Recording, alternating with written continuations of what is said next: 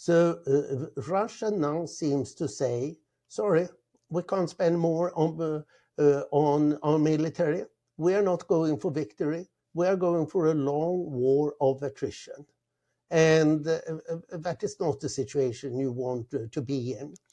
So the worst thing that could happen to Putin is that Trump dies, because Trump is Putin's last hope. Putin hopes that Trump will force Ukraine to give up territory in the Donetsk region that the Russian troops have failed to conquer for the last 11 years. I mean, it's really a pathetic view of the US today. Hello and welcome to Frontline with me, Philip Ingram. Now, today we're having a look at the state of the economics around the Russian-Ukraine war. There's a lot going on, but we're very fortunate to have Anders Aslund back, who's an economist and author, and focuses on Russia, Ukraine and Eastern Europe. And I think your latest book is Russia's Crony Capitalism. Anders, welcome back to Frontline. Thank you, my pleasure. Now, you're very vocal about the West's legal timidity, I think it is, regarding the frozen assets, and you've been closely tracking the shifting EU support and the comments that are coming out of there. We've just had a deal of 90 billion euros agreed in a loan for Ukraine, but it's not targeting the Russian assets that are frozen directly to pay for that. Can you tell us what actually has happened? Well, I think that two things that were accomplished now were very important. The first thing that was done was that the Russian assets were now frozen for the foreseeable future. Previously, it has been that the European Council had to renew their decision every half year, and otherwise the money could go back to Russia. So Hungary has said, no, now we are not prepared to do this any longer. Now the money goes back to Russia. That can no longer happen. So what the European Union sensibly did was that they decided this should not require unanimity, but a qualified majority. The second more important decision was, as you mentioned, a loan from the European Union of 90 billion euro. Ideally, as you suggested, this should have been based on the Russian frozen assets. It was not. But the second best solution was what was chosen now, that it's lent by the European Union as such. And three countries, Hungary, Czechia and Slovakia, are not participants in this. That the European Union can act like this without being unanimous about it was very important. The third solution, the fallback solution, would have been bilateral loans from the various EU countries. Well, you know, I'm Swedish. The Nordic and Baltic countries would happily have done so. Germany and Poland and the Netherlands as well.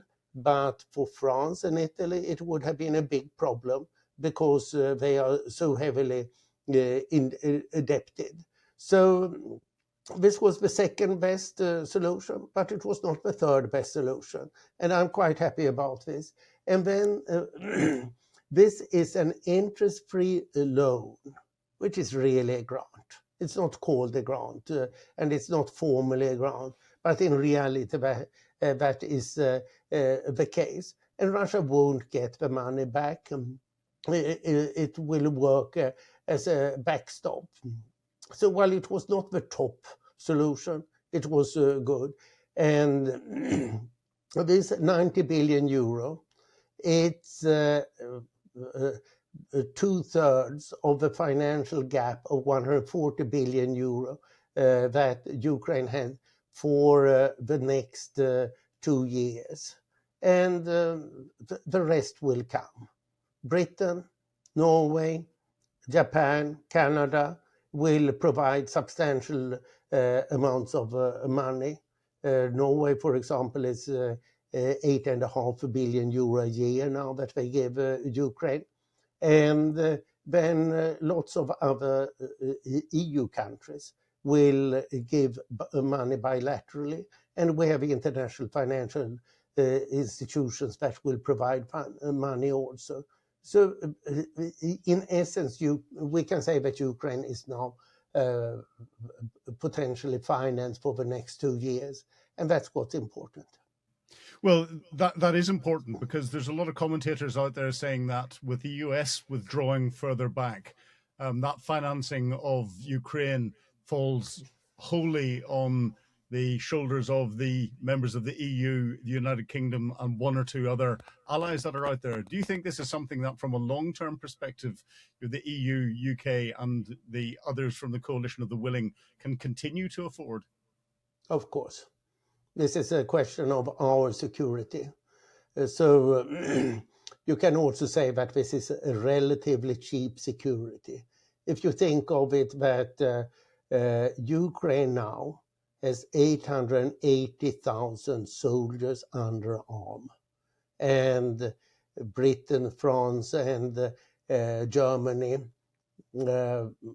if we count it liberally and positively, might have 200,000 each, in reality less. And Ukraine has really war-hardened soldiers ready.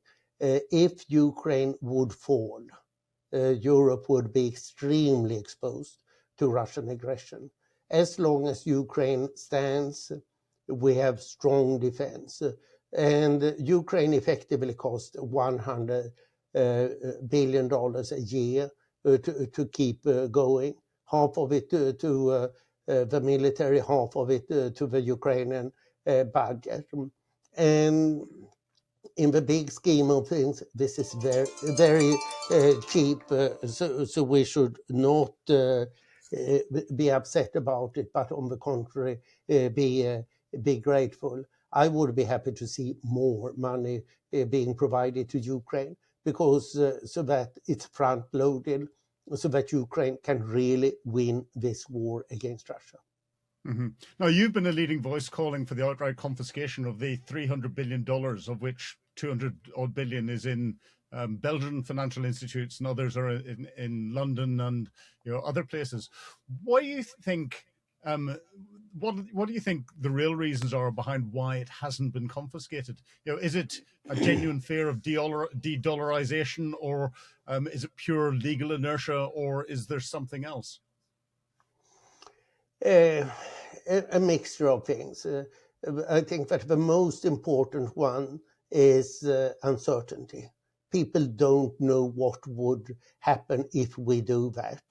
And then you have unevenly balanced risks.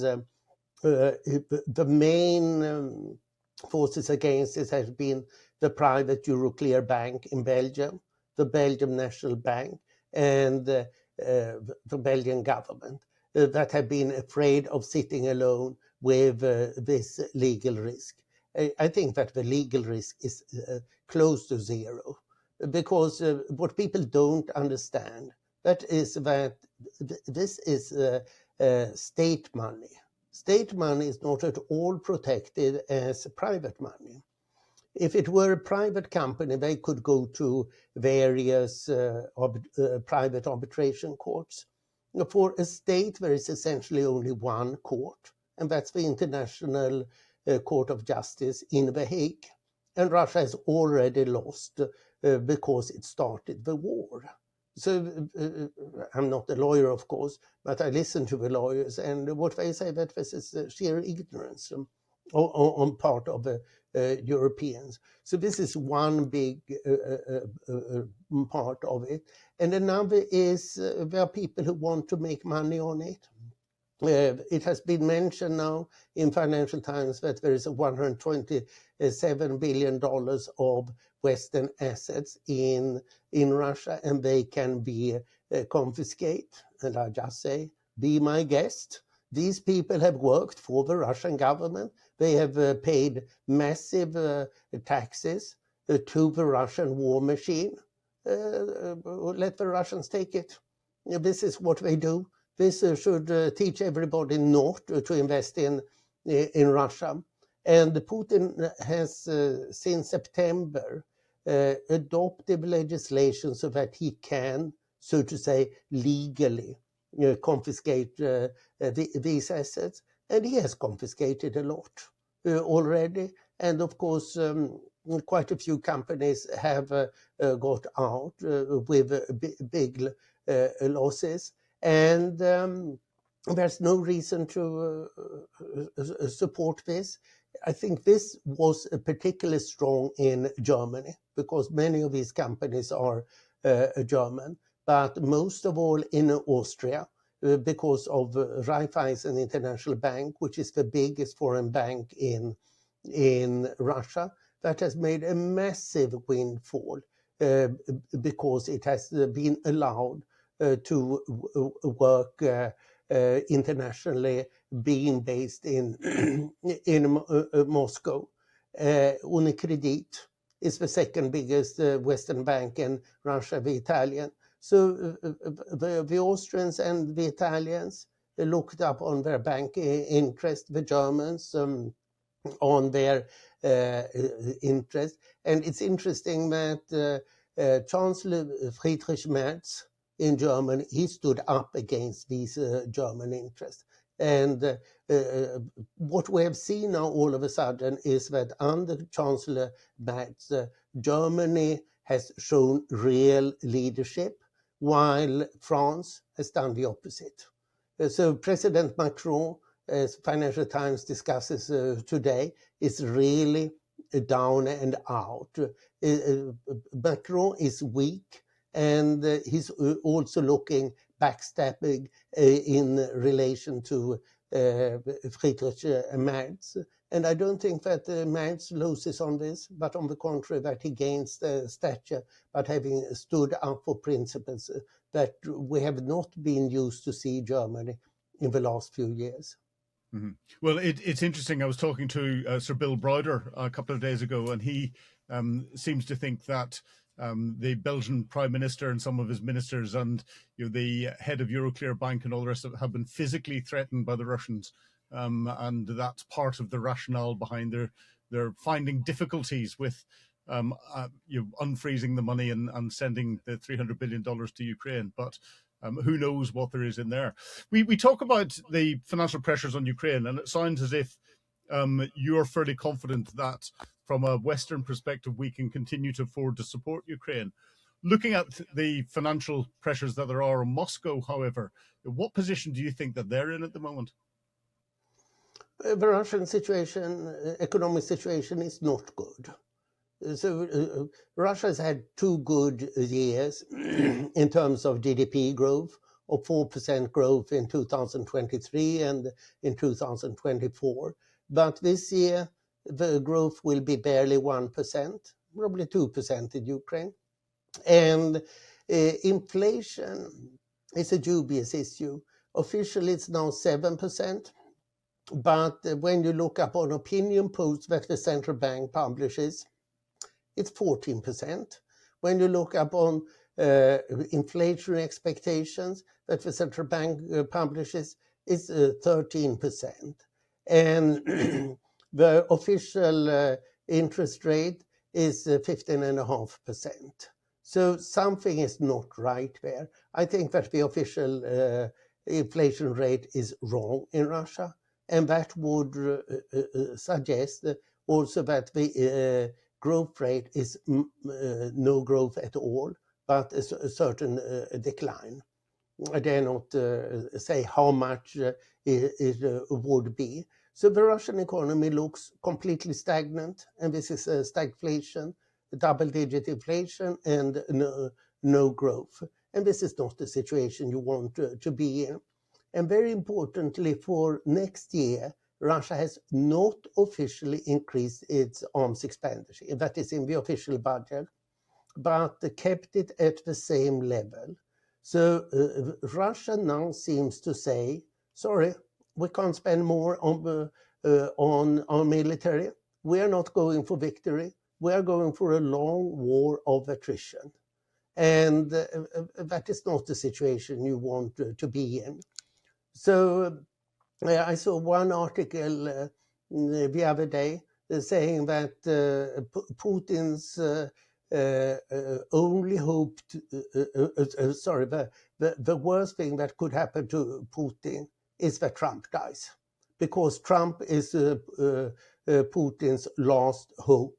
Putin hopes that Trump will force Ukraine to give up territory in the Donetsk region that the Russian troops have failed to conquer for the last 11 years. I mean, it's really a pathetic view of the US today. Yeah, and what is the big difference between Russia and Ukraine is that Ukraine has access to international financing. $100 billion a year. Russia has no access to international financing. The Chinese, not even the Chinese provides the Russians with international financing. They do sell technology to the Russians, military technology, or what they call dual technology. And that is very important. So the Western technology sanctions don't function very well, but the financial sanctions function very well. So what is happening as we speak, it is that Russia is running out of a liquid part of its natural reserves. And then Russia is in a pretty tough place. So something that I found quite remarkable is that Russia for the last 3 years has had a budget deficit of about 2% of GDP, which, by Western standard is nothing. The US and France has 6-7% of GDP in budget deficit for no good reason, while Russia, that has a reason, can't do more than 2% of GDP in a budget deficit because they can't finance it. They don't have any access to international financing, and they can't raise much money at home either. So the Western sanctions function. They don't break Russia, but they keep Russia at a low level. So in short, Russia is in no growth, stagnation, stagflation, and it cannot finance any military offensive. So what are the indicators that we would need to look out for a Russian financial collapse through 2026? And do you think it's likely? I wouldn't say financial collapse. I would say hardship and not collapse. And generally, economies rarely collapse. If you don't have really madmen in charge of economy, and the Russian economic politicians or technocrats are very skillful.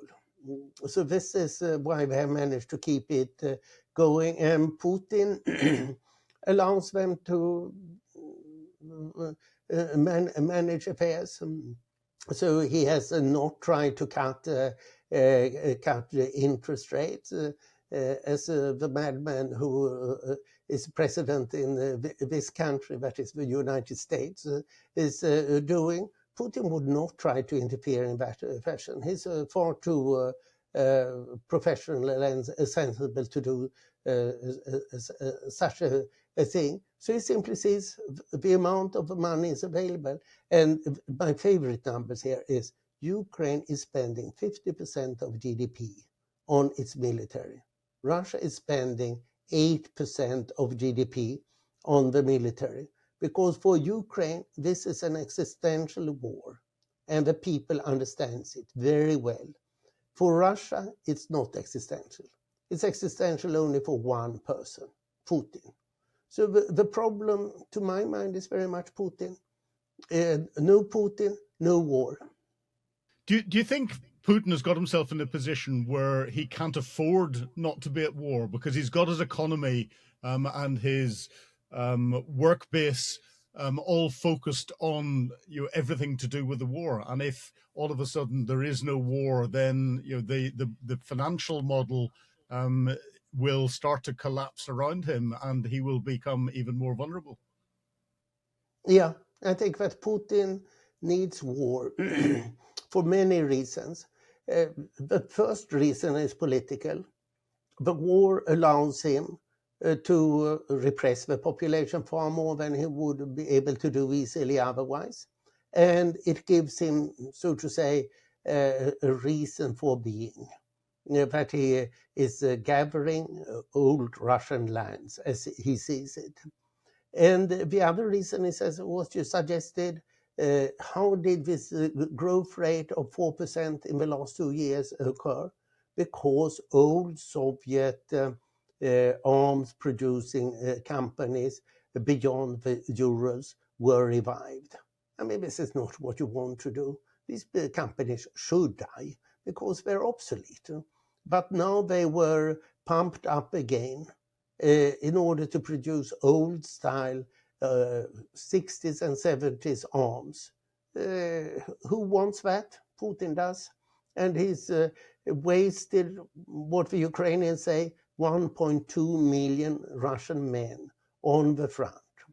At least 200,000 Russian soldiers have died, and hundreds of thousands more or less seriously injured. And this is also a reason Putin can't allow the war to stop.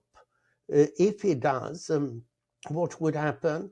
He would have more, probably 2 million men with PTSD coming home and killing wives and neighbors and whatnot, what we saw from a much smaller war in Afghanistan in the 1980s, where the the Afghan veterans became a feared group of organized criminals. Now it will be far worse, so it would be really dangerous. And people will ask Putin, sorry, what did you do? What did you do with our 1 million men in Ukraine? Did you just waste them for your pleasure? And all the money you wasted there? And it's very striking that Putin, with so little political, so few political constraints, cannot increase military expenditure. And talking of military impact and things, if we look at Donald Trump's policies when it comes to supporting Ukraine, what he's done is he's relit the fire under European defense industry. And as its capacity goes up, Donald Trump's still trying to sell US weapons. But do you think what he's done in the long term is hurt the US defense industry by getting the European defense industry to step up and put itself in a position where it can now compete with the technology and the volume that used to be sort of the purview of the United States only? Indeed. I think that he has caused enormous damage to the the US arms industry. So I follow the stock prices of the 5 top arms producers in the US, and Lockheed Martin and Boeing are going nowhere. Their stock prices are stagnant. While if we look upon the big European arms producers, BAE, Rheinmetall, Saab, Leonardo, Dassault Aviation, by and large, they have increased 3-4 times in stock value this year, and they have expanded enormously in all terms. So, and when you hear U.S. Commerce Secretary Howard Lutnick, who's not the brightest light in the cabinet, saying that we are not selling our best arms, even the second or third best arms, but worse arms to foreigners. Why would any foreigner buy arms then? And then we know how F-35 has been developed First, they develop a model, then everybody comes in and asks for all extra demands, which are not relevant. While if you take French Rafale or Swedish Gripen, they are developed to fight Russia. So therefore, they have exactly what is needed for those circumstances, require much less maintenance, much less maintenance costs, etc., etc. So the US has for many years managed to sell their arms with massive political pressure. If you are not buying arms from us, you are not a good friend. Last year, the US sold arms abroad for $320 billion, which is a massive amount of money. And who would like to buy arms from the US today? France has overtaken Russia as the second biggest arms exporter in the world. And I think now that Germany with Rheinmetall is likely to become one of a really big arms exporter. I think also France and Britain and others, admittedly also Sweden with Saab, will come forward because you don't want to have all the American conditions. And what has happened in Ukraine, which is really a black mark on the Biden administration, it was that the Americans all the time said, oh no, you can't have HIMARS, you can't have that or the other. And no, you're not allowed to shoot on Russia. That we don't allow. And the Ukrainians, many Ukrainians actually supported Trump because they were so fed up with the Biden administration, particularly National Security Advisor Jake Sullivan, who set all these limits for how they could fight, so that they felt that they were really tied up behind their back with one arm because the Americans did not allow them to use their arms properly. And now they are independent of the US because Trump doesn't give anything, so therefore he can't pose any conditions. And therefore Ukraine in many ways benefit from being more independent from the US. But it's very important to note that Trump is not giving anything to Ukraine. He's not giving any arms and he's not giving any financial support, which is not fully understood. Apparently, the US is still providing Ukraine with intelligence, but Ukraine has excellent intelligence themselves, and Europe had better feel that out very fast itself. Mm-hmm. So finally, Anders, what are your predictions for 2026? How do you see things developing? First, I think that these current bizarre so-called peace talks with the US will fail. And I think that this will be a well-deserved black mark on Trump. And secondly, I think that Europe finally will stand up. And I very much appreciate that we are now talking about Europe and not the European Union, including both the United Kingdom and Norway, which are both very important in support of Ukraine. And Ukraine will hold firm. And what we're seeing now is that it's much more a war on Russian oil. And the Russians' strong attack now is on Ukrainian electricity. So the natural thing, if anything would come to ceasefire, it's an energy ceasefire, that Ukraine stops bombing certain oil assets and Russia stops bombing electricity assets in Ukraine. This is what would be possible, where both sides have an interest in reducing the warfare. Otherwise, I see the war continuing. Nothing can happen inside Ukraine in this regard. The Ukrainians knew that this is an existential war. There could be elections, but I think that is sort of maturing. And if there are elections, it's likely that former commander-in-chief Vitaly Zaluzhny would win the elections. And my suspicion is that President Zelensky will realize that and withdraw himself. There are no other credible politicians than these two men in Ukraine. And in Russia, I wonder how long will Putin hold, because he's doing nothing for his country. For how long will the Russian elite tolerate this? The Russian people, unfortunately, I don't think can do anything. Thank you. Well, that's very interesting indeed, and gives us a lot to watch out for next year. But Anders Aslan, thank you very much indeed for talking to me today on Times Radio Frontline. Thank you, my pleasure. You've been watching Times Radio Frontline with me, Philip Ingram. Now, if you want more on the war in Ukraine, please subscribe to our YouTube channel and sign up for membership to get you exclusive content and allow you to ask questions back to me.